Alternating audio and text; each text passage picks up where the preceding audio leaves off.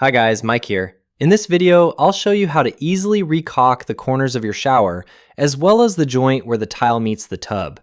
This video is the second part of a video about refreshing the color of your grout.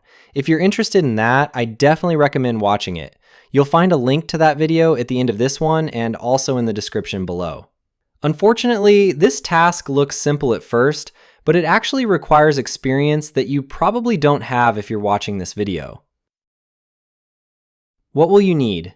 Tools: scraper, flat screwdriver, caulk gun, silicone finishing tool, rubber gloves, paper towels. Materials: white silicone, clear silicone, Windex or tile cleaner, masking tape. Let's not waste time. First, thoroughly clean the tiles. Use Windex for this, or if that's too weak, anything that removes soap scum from tiles.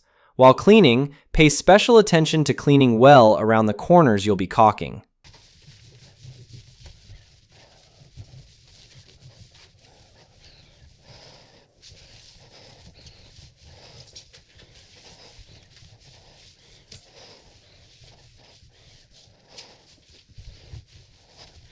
Once cleaning is done, the next step is to remove the old silicone as well as any excess old grout, if there is any.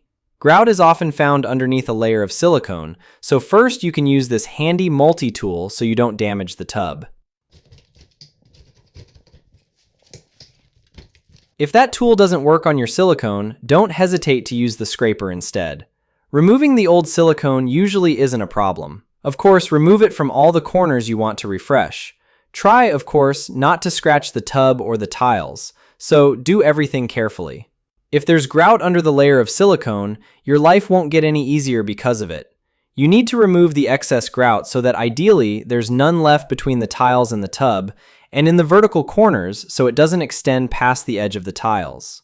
For grout, you'll usually need to use a heavier tool like a screwdriver, but when using something that rough, you really need to be careful not to scratch the tub or tiles. If it's a problem to remove it completely, as long as you remove the excess sticking out past the tiles, you should be fine. This also depends on the size of the gap between the tiles. The wider the gap, the easier it will be to remove. The more silicone you're able to press between the tiles and the tub, the more durable your repair will be. It's important when using the scraper to very thoroughly get rid of the old silicone from the tiles and the tub themselves. Completely cutting it out will be key to how the new application looks, since it allows you to apply a narrow, delicate line close to the width of the grout lines between the tiles, which always looks best.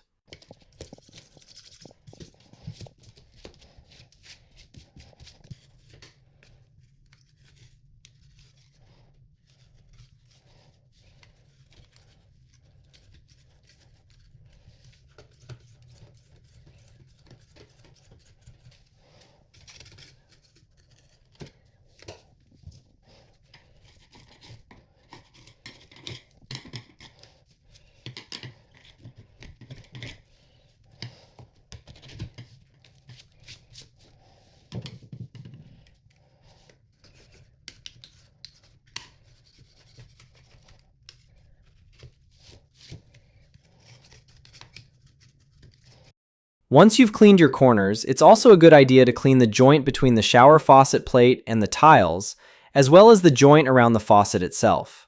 It's also a good idea to recaulk these joints if they look bad. The scraper will probably be most useful here.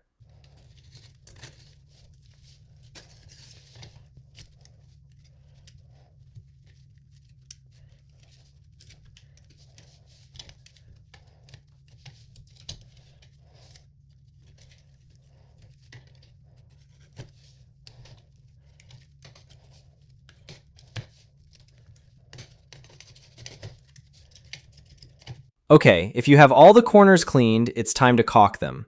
But before picking up the caulk gun, it's a good idea to wipe down the edges with alcohol or acetone.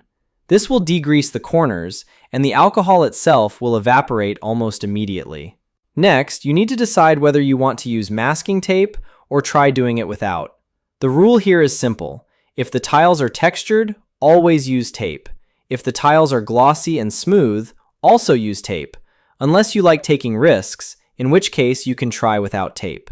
Vertical corners always look better when you use tape because the line comes out even and those corners are very visible.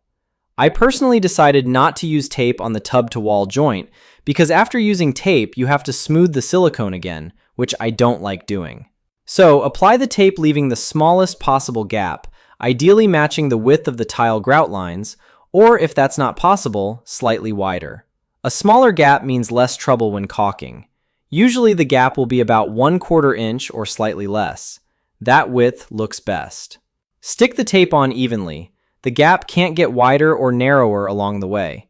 If something's in the way and you have to stick it on wider at some point, tear it all off and reapply it at the chosen width from start to finish.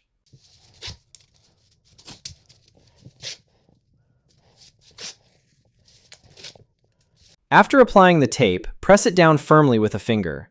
You need to be sure it's perfectly stuck down along the entire length of the line. If you're caulking vertical corners, do those first. I generally advise against doing everything at once.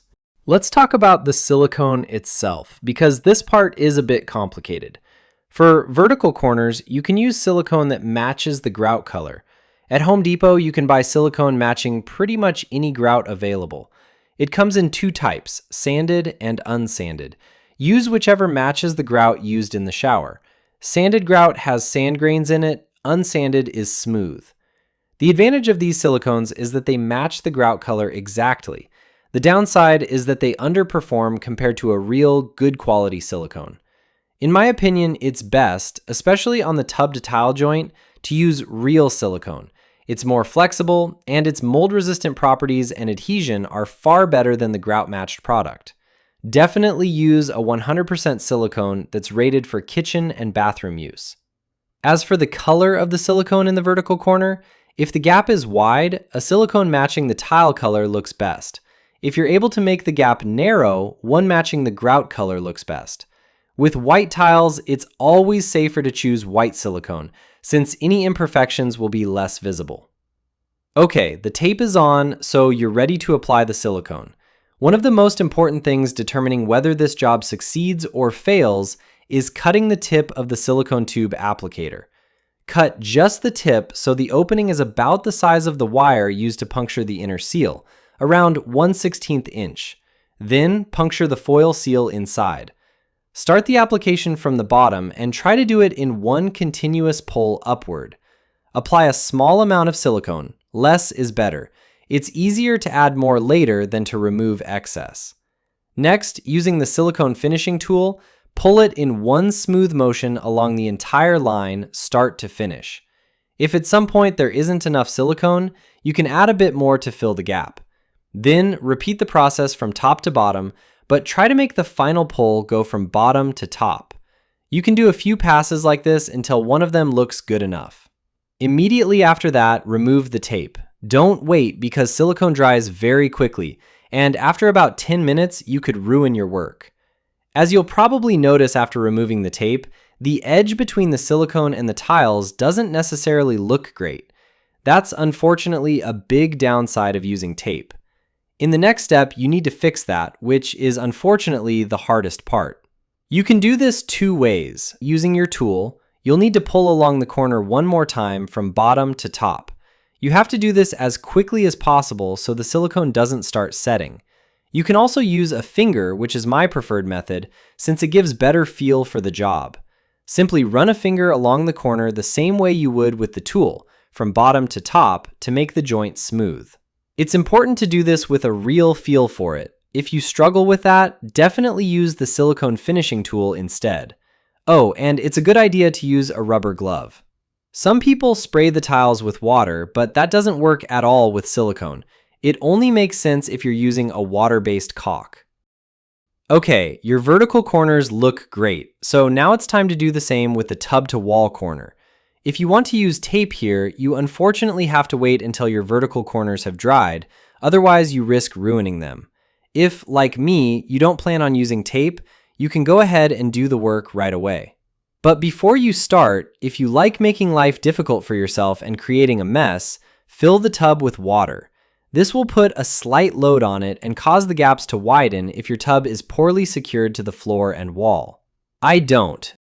This joint is unfortunately more complicated to do, but after the vertical corners, you should already have some experience. The rule is the same. Start at the back wall. Apply a small amount of silicone, starting from the sides and finishing in the middle of the tub. In this case, use only the silicone finishing tool to get a clean result. Smoothing also starts from the corners and finishes in the middle. If you're using tape, remove it and smooth the edge of the silicone the same way as with the previous corners. Once you're happy with the result on the main wall, do the same on the side walls. Try to do everything in one pull. The more times you join separate strokes together, the more imperfections you'll end up with. Finishing the curve at the end of the tub is the hardest part of the whole job.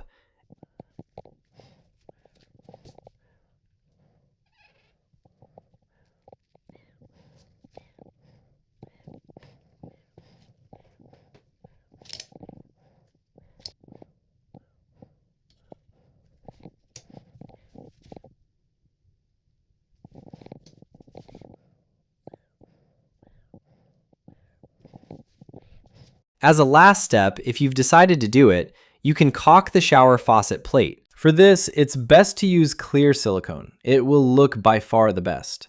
A good idea is to apply tape only around the plate itself, then apply the silicone all the way around in one continuous pull. To finish it off, you'll need to use a finger since your finishing tool is too wide for this. Remove the tape if you used it, then smooth everything one more time. And that's it. If you want to see how to refinish grout so it looks brand new, click on this thumbnail. Good luck!